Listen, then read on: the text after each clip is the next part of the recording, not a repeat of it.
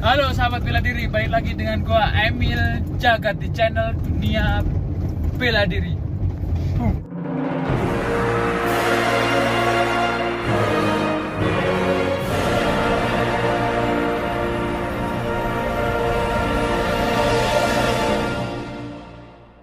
Oke sahabat bela diri, kali ini saya sudah bertemu seorang petarung yang hebat, Coach Michael. Dari dunia pencakdor pasti nggak asing dengan beliaunya, seorang petarung yang hebat. Soalnya saya juga mengidolakan, setiap lihat YouTube ya saya lihat ya Coach Michael, karena tarungnya itu speednya, pukulannya luar biasa sekali. Bahkan sampai dibikin nama Michael Speed. Kita tanya kenapa namanya kok, nama aslinya siapa? Nah, Coach. Siap. Ini panggil Coach karena ya sekarang kesibukannya ngelatih. Jadi saya manggilnya harus Coach karena udah jadi pelatih. Coach Michael. Yeah. Ini kok nama asli atau nama gimana, Coach? Itu nama ring tinju. Nama ring tinju dulu berarti ya. Jadi awalnya gimana, Coach? Itu kok Ya, nama asli ya Michel Sigarlaki. Michael Sigarlaki. Oke, tadi nama Michael Speed itu gimana sih ceritanya, Coach? Sebenarnya Michael Speed itu dinamain oleh pelatih saya Di mana? Jakarta. Oh. Jadi kenapa kok Speed? Maksudnya? Jadi speed itu sebenarnya bukan dari kecepatan pukulannya. Jadi emang karena sering main menang KO di ronde-ronde awal, jadi dinamain. Oh, kecepatan langsung menang gitu Selesai ya. gitu. Oh gitu. Jadi makanya dinamakan Michael Michael Speed. Speed. Jadi ceritanya gitu teman-teman. Jadi bukan pukulannya yang cepet. Jadi namanya Michael Speed, ternyata Ya. KO-nya bisa cepet. Iya, tapi dengan adanya nama Speed itu kan harus mau nggak mau harus dari cepat pukulannya. Iya, jadi apa namanya? Jadi harus nama itu harus sesuai karena kan nama doa. Iya. Karena Michael Speed, tapi nama aslinya Michael Michel. Michel. Kalau Michael itu dipanggil sama komentator Indosiar waktu itu. Oh gitu. Namanya Michael atau Michel. Oh ya udah Michael aja katanya. Oh gitu. Aslinya? Aslinya Michel. Oh berarti selama ini orang-orang ini Tahu. ganti nama. Yang ganti nama itu yang komentar Indosiar itu komentatornya. Itu. Jadi Waktu sebenarnya dari namanya bukan itu. Jadi komentar Indosiar nggak bilang-bilang tapi ganti nama langsung biar Iya, gampang langsung. mungkin ya. Iya. Karena orang Indonesia. Iya. Karena namanya Coach ini kan agak keluar-luaran. Jadi orang mau ngomong bingung. Ya Coach, apa dulu basicnya bela diri apa sih, Coach? basic bela dirinya itu tinju Tinju ya. Iya. Itu latihan dulu awal di Jakarta, di Manado. di Manado. Berarti Coach ini asalnya Manado ya? Manado. Asal Manado. Manado.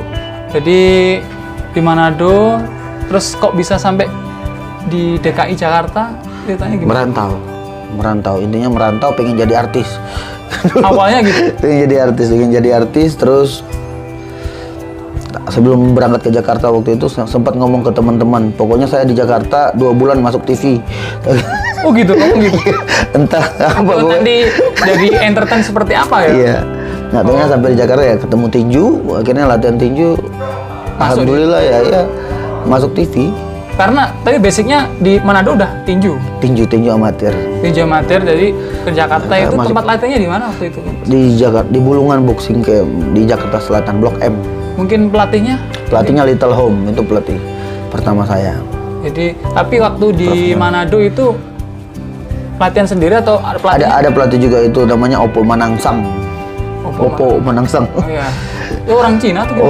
Orang Manado asli. Asli ya, orang Manado tuh namanya Aneh-aneh. aneh-aneh. Jadi habis di Manado langsung merantau ke Jakarta.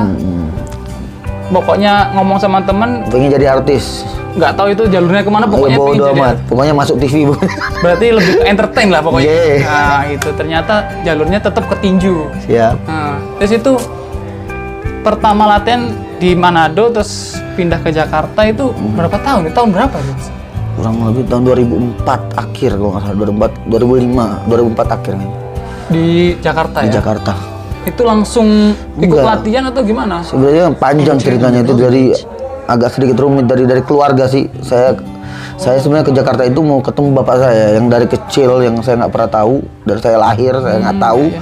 Pas saya ke Jakarta itu ketemu bapak akhirnya. Wah, dari luar biasa, merinding saya. Ketemu bapak dan akhirnya saya diusir sama bapak saya. Udah ketemu diusir. Iya. Udah diusir. Akhirnya saya tinggal di Pasar Ciputat itu waktu itu, Ciputat daerah Jakarta. Jadi itu. niatnya itu pengen ketemu bapak sebenarnya. Ketemu bapak sebenarnya. Oh, jadi karena ditinggal dari bayi atau gimana? Ya dari bayi, dari berapa bulan saya ditinggal.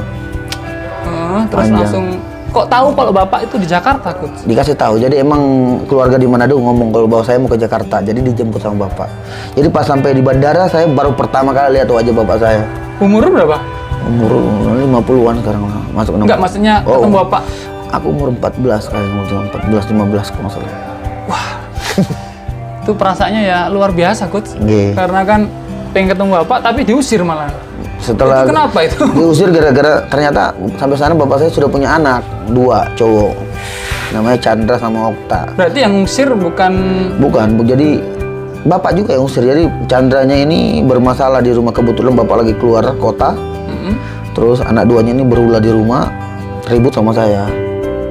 udah basicnya udah tinju lagi ya. Ya ribut, berantem. Akhirnya yang Chandra ini yang lebih udah agak gede ini pulang kampung, ngadu ke kampung untuk pulang ke bapak itu. Iya. Ngadu pas bapakku pulang saya diusir. Jam 12 malam saya keluar dari rumah itu hujan deras itu.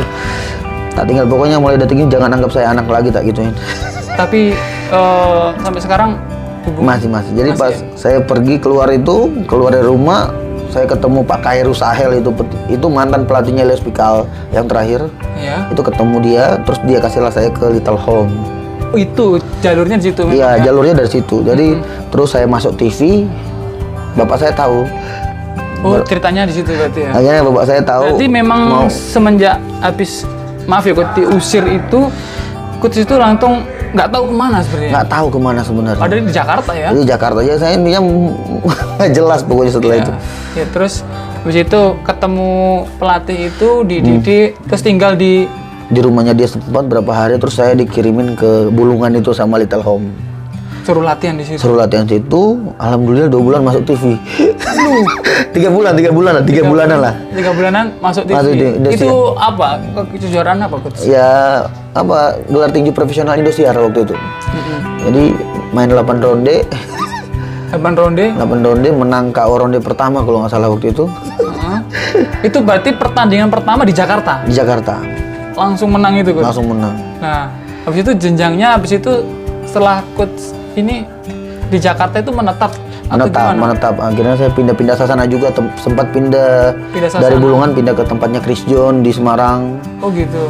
Kenapa? Atau memang Emang pengen aku dibeli, aku ditransfer sama Sultan Rambing. oh gitu. Almarhum yang pelatihnya Chris John itu. Jadi aku dibeli dari Sasana Bulungan pindah ke Sasana Bang Buana Semarang waktu itu. Oh gitu. Jadi udah tahu mainnya Coach di TV dibeli gitu. Iya, sempat ketemu anak Bang Buana waktu itu. Gitu. Tanding di TVRI, terus ditonton sama lawan orang Bang Buana Semarang itu. Terus saya dibeli pindah ke sana. Oh ceritanya. Jadi kalau di Jakarta itu berapa bulan? Tahunan ya? Tahunan. Berapa tahun, Coach? Setahun terus pindah lagi ke Semarang itu. Semarang itu. Oh gitu. Dari Semarang dibeli lagi, pokoknya banyak lah, panjang intinya ditinju. Oke. Sekarang maaf ke keluarga, ke bapak tadi. Setelah itu bapak maaf Coach ngusir Coach itu hubungin lagi semenjak Coach masuk TV. Masuk TV udah mulai diakui lah, anak udah masuk TV udah artis gimana. Jadi langsung dihubungin lagi. Ya nggak dihubungin dia udah tahu nggak suruh pulang, cuman kan saya sudah ada mes. Oh gitu. Jadi saya santai, ngapain pulang. Iya.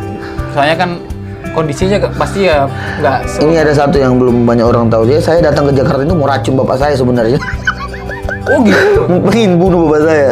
Karena saya ditinggal dari kecil. Oh, maaf Coach itu Tapi itu karena mungkin orang-orang di Manado itu keluarga saya kan sering ngomong, itu bapakmu tinggalin kamu dari kecil nggak pernah biayain kamu. Jadi kayak di omong-omong yang jelek-jeleknya. Ya, tapi sampai di Jakarta tetap aja namanya bapak ya, tetap bapak aja, nggak mungkin lah saya ngelakuin hal itu. Iya, Coach. Ternyata ceritanya panjang, ini 2 hari cerita mungkin yang nggak selesai. Nggak akan habis.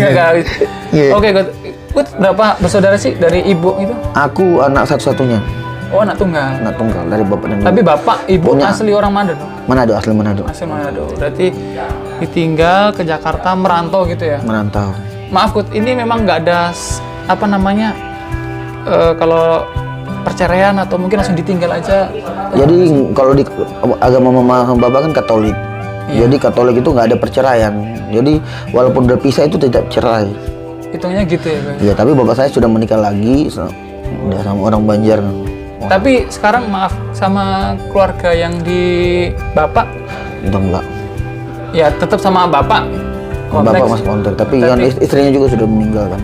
Istri yang barunya dia. Mama saya juga udah meninggal. Oh, mama udah. Barusan tahun kemarin barusan meninggal. Iya. Berarti kalau bapak masih di Jakarta sama anak-anaknya itu ya? Iya. Oh gitu. Bapak berarti ke Jakarta itu merantau kerja ya, Coach? Saya.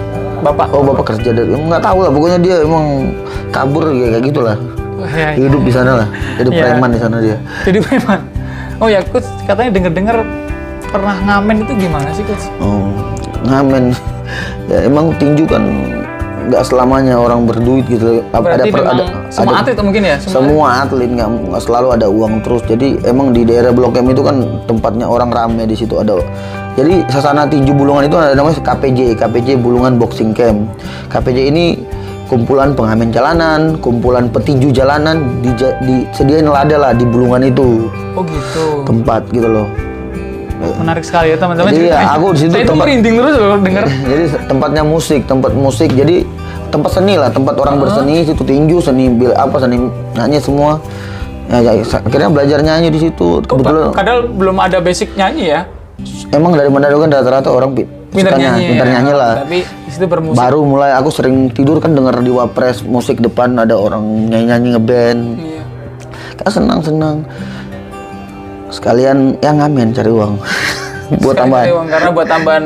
Kalau nggak ada event mungkin ya nggak ada pemasukan gitu ya, Coach ya. Nggak ada. Oh. Parkir, jadi tukang parkir pernah juga buat makan. Karena ya. Tapi waktu itu ibu ngabarin anaknya di sini baik-baik aja atau gimana, Coach? Maksudnya gimana? Maksudnya orang tua ibu yang di Manado itu kan pasti hubungin kan, Coach ya? Iya, ya hubungin terus, tetap ada kontak terus. Cuman ya aku yang malah pengen pulang waktu itu. Sempat pengen pulang ke Manado, tapi pas udah ngerasain enak nggak mau pulang lagi. Enaknya dari Jakarta. Ya karena emang saya gimana ya, Jakarta kan apa aja ada. Iya, mungkin ya gitu ya mungkin ya. Jadi mungkin cari pekerjaan apapun ada lah ya. Terus sampai itu pertandingan apa sih, Coach, yang Coach capek yang paling tertinggi menurut Coach? Aku pernah kejuaraan